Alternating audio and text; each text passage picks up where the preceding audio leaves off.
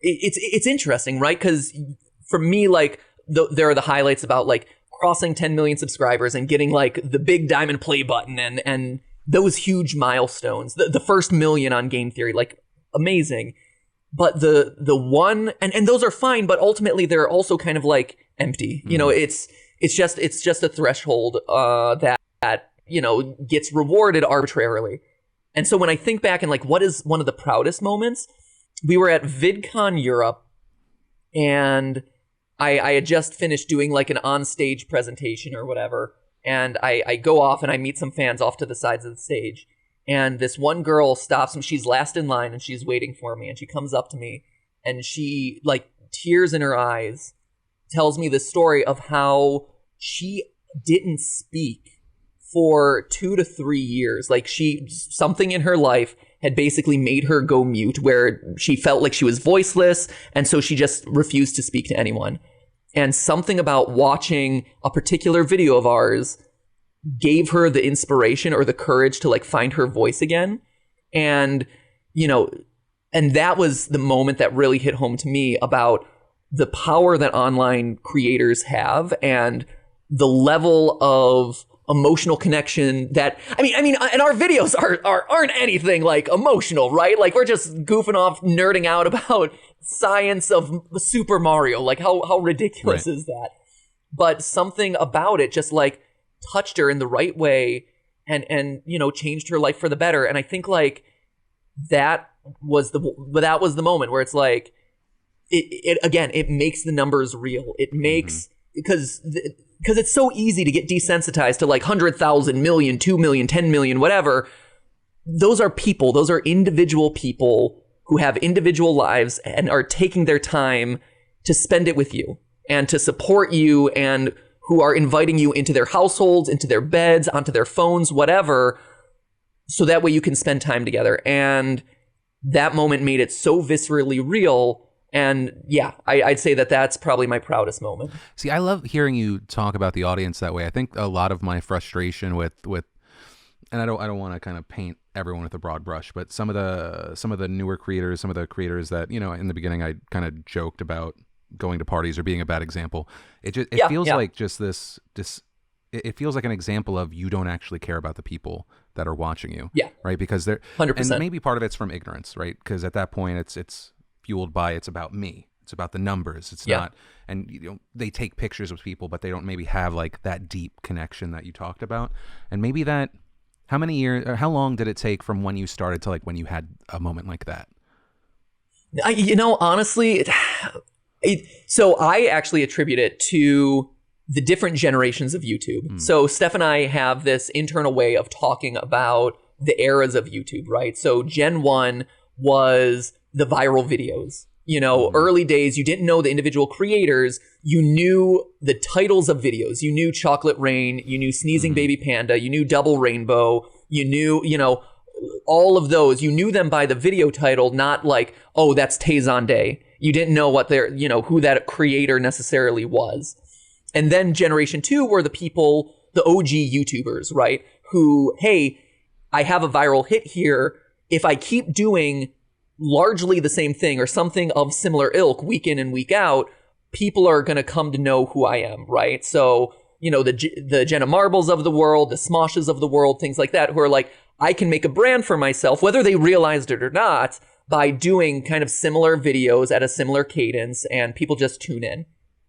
Gen 3 came in 2012, where there was the algorithm shift away from viewership as the primary metric to watch time. And overnight, you saw kind of like the world of content shift into gamers and vloggers, right? People who are able to produce long-form content at a very regular cadence suddenly were optimized for this new world order that was YouTube and surged onto the platform in resounding numbers. That one lasted a long time. And then you have Gen 4, which is I guess for lack of a better word, kind of like the Vine generation, but it's the first generation of creators who grew up knowing that YouTube and digital media is a place where money can be had, where stars are made, and where you can have a brand. And I think and from talking to a lot of those creators, they're some of the sharpest on the platform. They go in knowing all the tropes of like, comment, and subscribe. They know what an algorithm is. They know that watch time is important. They know, how to optimize for an end card push and this and that. And so but they're approaching it with fresh eyes. And so they grew up with this stuff. And now they're like, how do I remix it and make it even better than it was when I was growing up? And I think that's one of the fundamental shifts there is when a lot of us older school people on the platform were coming up, it was about finding a place to talk. It wasn't fulfilling a business need. It wasn't to make a brand in a lot of cases. It was to find an outlet, to put yourself out there. Like for me, it started as a resume item. Like I was just making a YouTube channel to show that I could do things that were fun and interesting and that people would be interested in watching so I could get a job when no one was willing to hire me. Yeah. And I was like, I joined because I was lonely and I felt like I didn't have a voice. Yeah. So I feel you there. Right. And it just so happens that a lot of the things that brought us to the platform to want to connect to people also turned out to be raw and not so refined, but fantastic marketing tools. Right. Yeah. Right. You're like, you're like, engage with me, make me feel less alone. And then the algorithm was like, yes, do that. Stay longer. Right.